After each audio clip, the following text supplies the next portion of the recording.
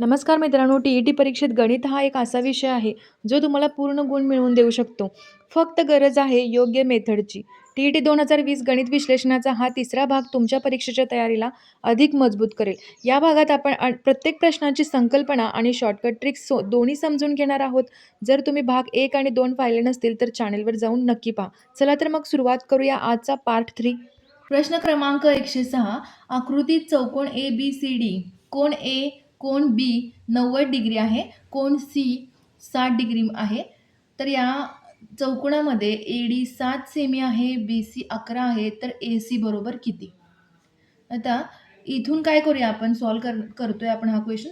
D पासून BC वरती लंब टाकूया एक. ओके, तर हा काय होणार आहे? आयत होणार आहे. तर या आयताची जी रुंदी असणार आहे ती 7 असणार आहे. मग ही उरलेली बाजू किती असणार आहे? 11, कारण या दोघांची ॲडिशन किती आहे? ही पूर्ण बाजू BC 11 आहे, त्यामुळे B हा आपण E देऊया.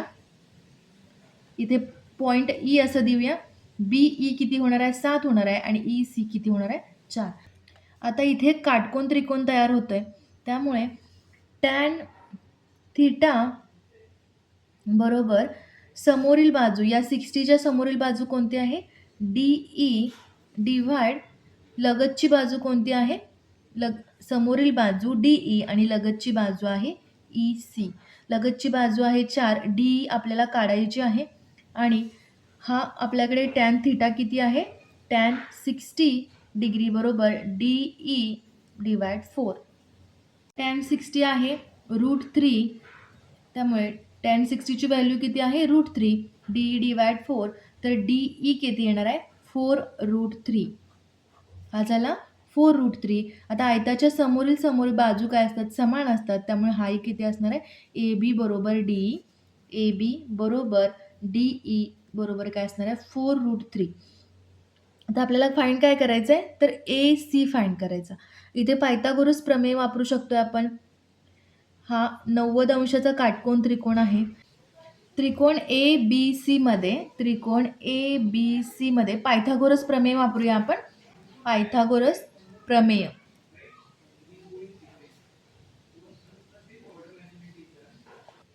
कर्ण कोणता आहे इथं? AC² म्हणजेच काय? कर्णचा वर्ग आणि लगतच्या बाजूंचा वर्ग, म्हणजे AB² प्लस BC². AB² किती आहे? 4√3 चा स्क्वेअर प्लस BC किती आहे? 11चा वर्ग. याचं किती होणार आहे? 16 गुणिले 3 अधिक 121. 48 अधिक 121 169 AC² आला. दोन्ही साईडचं वर्गमूळ घेऊया. AC येईल 13. पर्याय क्रमांक 1 आपलं उत्तर असेल. क्रमांक 107. आकृतीत PQ ग्रेटर दॅन आहे PR पेक्षा.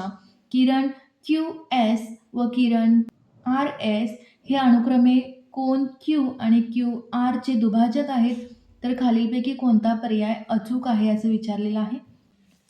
पॉइंट Q मधून किरण QS जातोय आणि R मधून किरण RS जातोय, त्यामुळे कोन PQR म्हणजे हा कोन 2 भागामध्ये विभागला गेलेला आहे, 2 समान भागामध्ये विभागला गेलेला आहे, आणि कोन PRQ हाही 2 समान भागामध्ये विभागला गेला आहे.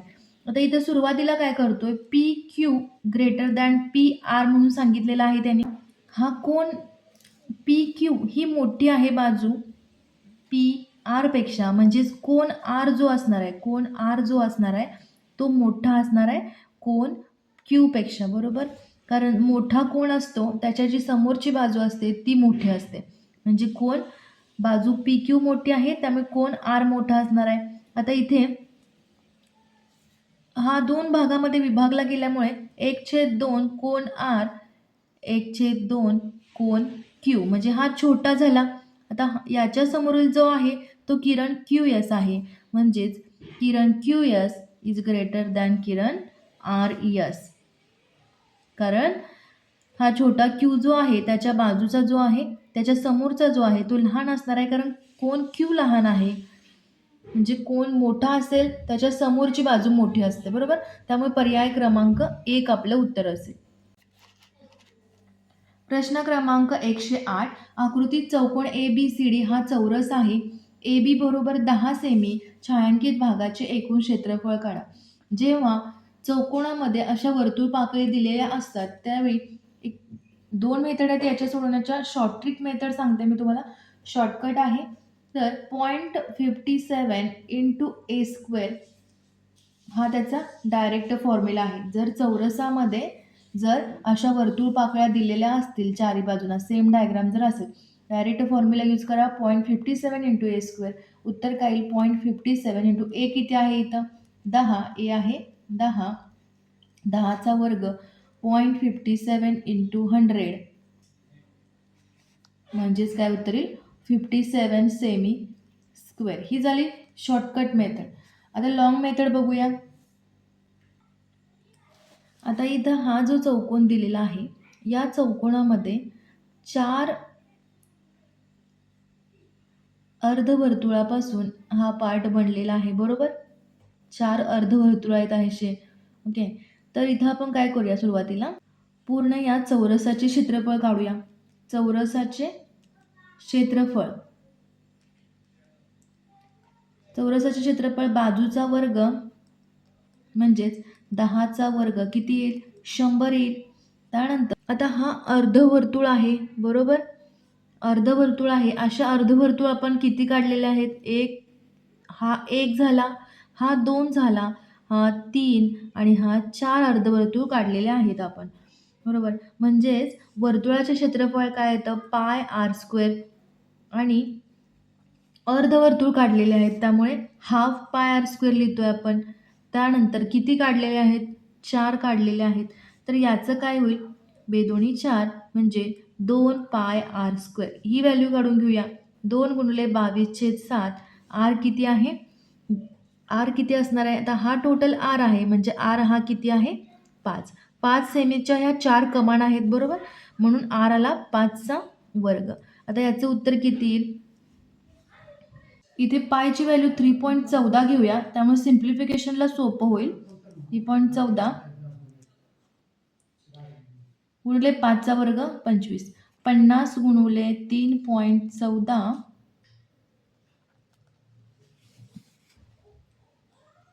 157 होईल. 157. जे 4 अर्धवर्तुळ आहेत त्यांचं हे क्षेत्रफळ आहे. म्हणजेच आता वर्तुळ पाकळीचे क्षेत्रफळ कसं होणार आहे,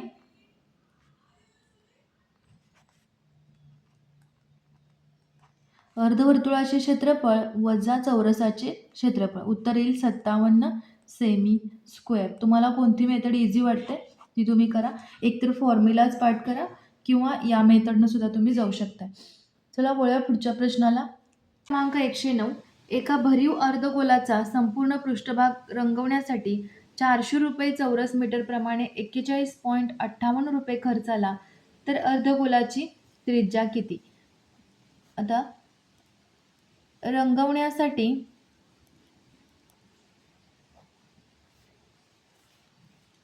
खर्च आलेला आहे 41.58 आणि त्याचा दर दिलेला आहे त्यांनी 400 रुपये चौरस मीटर. म्हणजेच भरीव अर्धगोलाचे पृष्ठफळ आपण कसं घेऊ शकतोय 41.58 भागिले 400. आता भरीव अर्धगोलाचे पृष्ठफळ आपल्याला माहिती आहे 3πr². त्याचा फॉर्म्युला आहे 41.58 डिवाइड 400. पायची व्हॅल्यू 22/7 पुट करूया इथं भागिले 400. 41.58 भागिले 400 हे 7 इकडे डिनॉमिनेटरला आहे, छेदामध्ये आहे, इकडे अंशाला जाईल. 3 आणि 22 हे अंशाला आहेत, हे छेदाला येतील. आता इथे डिवाइड करूया. 3 एके 3, 3 त्रिका 9, 3 आठे 24, 3 संग 18. त्यानंतर 11 दोन्ही 22, 11 एके 11, 11 दोन्ही 22 आणि 11 सख 66. बे सख 12 आणि बे त्रिक 6. 0.63 गुणिले 7 भागिले 400 बरोबर हे काय असणार आहे r² असेल. आता याचं मल्टिप्लिकेशन किती येईल?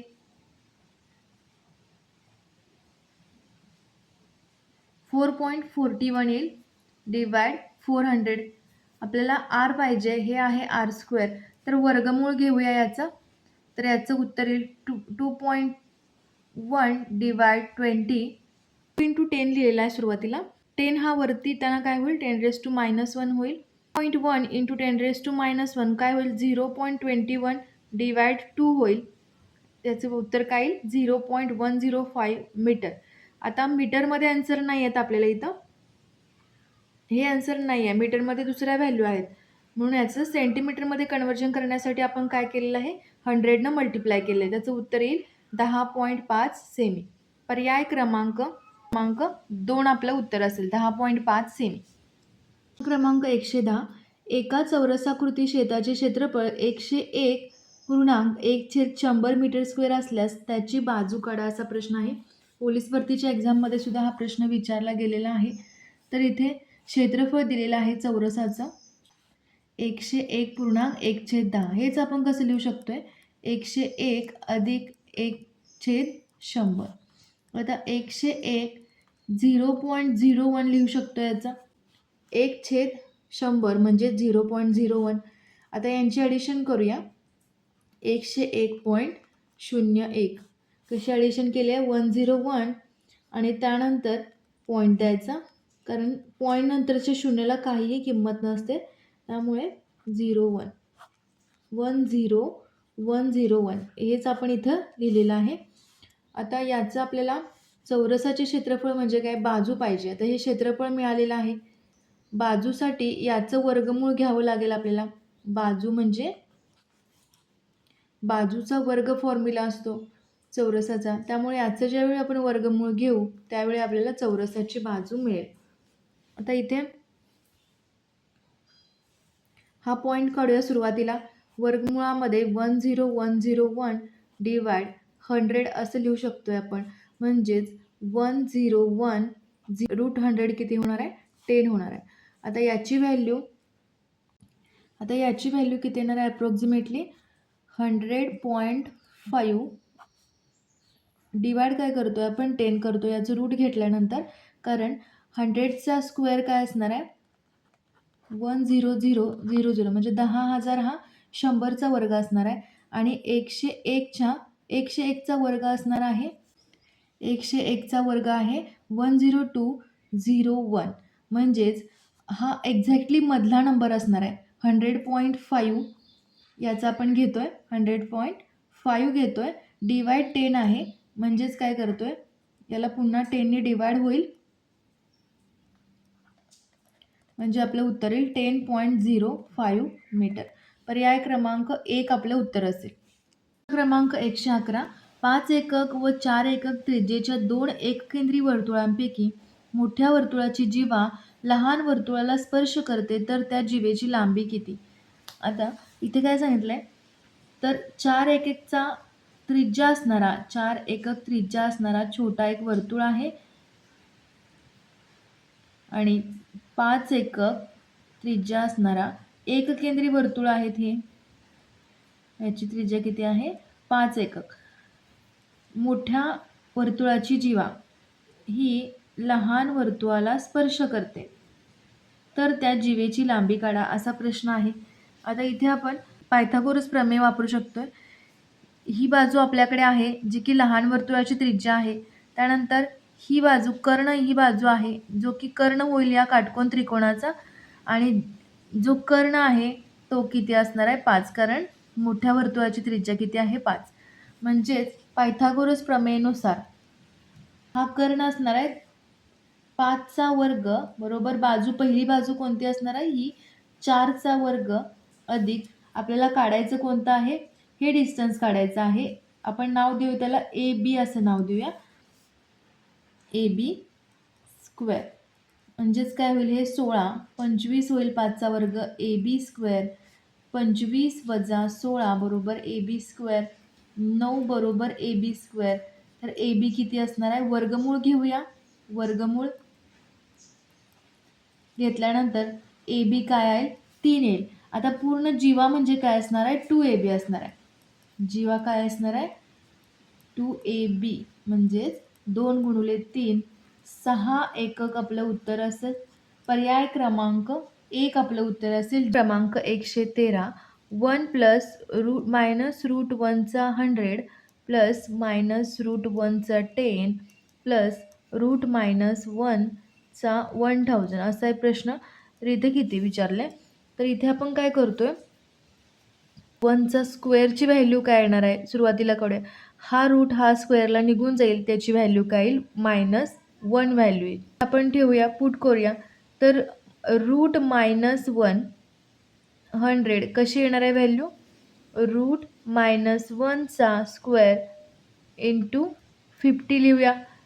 घातांकाचा रूल इथे यूज केलेला आहे आपण 50 इंटू 2 100 म्हणजेच याची व्हॅल्यू काय आली आपल्याकडे आता -1चा -1/50.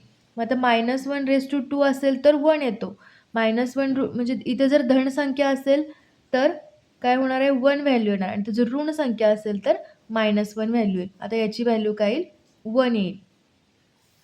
सेम याप्रमाणेच -1चा 10 केलेला आहे. इथं कसं होणार आहे रूट -1चा 2 इंटू 5. इथं काय होईल -1 होईल. हा रूट आणि हा कॅन्सल होईल. -1चा 5 काय होणार आहे -1 व्हॅल्यू येईल. त्यानंतर -1चा 1000 ही पण सम संख्या आहे. रूट -1चा 2 इंटू 500 तर याची व्हॅल्यू काय होणार आहे. ही सम संख्या आहे. ही विषम होती म्हणून मायनस आला आणि सम आहेत दोन्ही त्यामुळे 1 आले उत्तरेच. तर या व्हॅल्यू ठेवूया आपण इथे 1 प्लस व्हॅल्यू किती आलेली आहे 1 प्लस याची व्हॅल्यू आहे -1 प्लस 1. आता हा +1 हा -1 निघून जाईल. हेच आपण कसं प्लस मायनस मायनस लिहितोय तर दोघी निघून जातील. आन्सर येईल 2. पर्याय क्रमांक 1 आपलं आन्सर असेल 2. क्रमांक 114 0.98 ⁻³ बरोबर किती असा प्रश्न आहे. हेच आपण कसं लिहितोय आता 0.98 म्हणजे 98/100 चा -3. आता पुन्हा याचं कसं लिहूया 2 ने डिवाइड करूया 49/50 होईल ⁻³ तर हे -3 आपल्याला काढायचं आहे. आपण असं लिहू शकतोय 1/49/50 लिहू शकतोय. तर याचं पुन्हा कसं लिहिणार आपण 50चा क्यूब डिवाइड 49चा क्यूब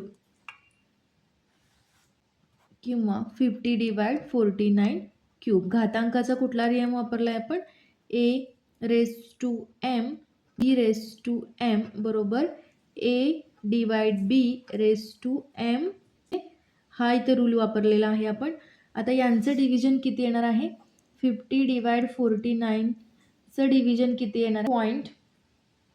ही जी व्हॅल्यू मिळाली आपल्याला 1.02 ही व्हॅल्यू फक्त 50 डिवाइड 49ची आहे.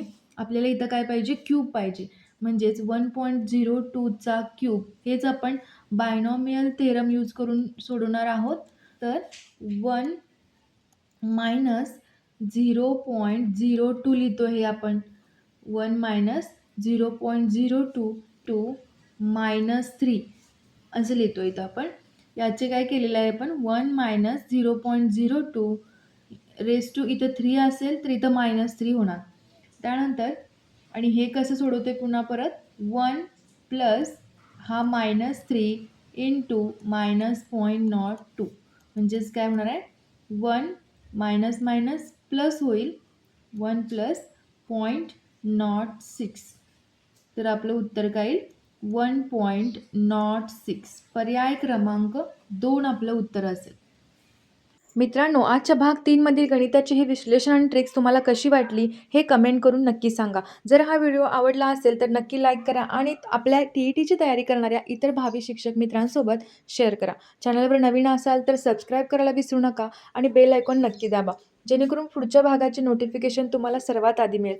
भेटूया पुढच्या व्हिडिओमध्ये. धन्यवाद.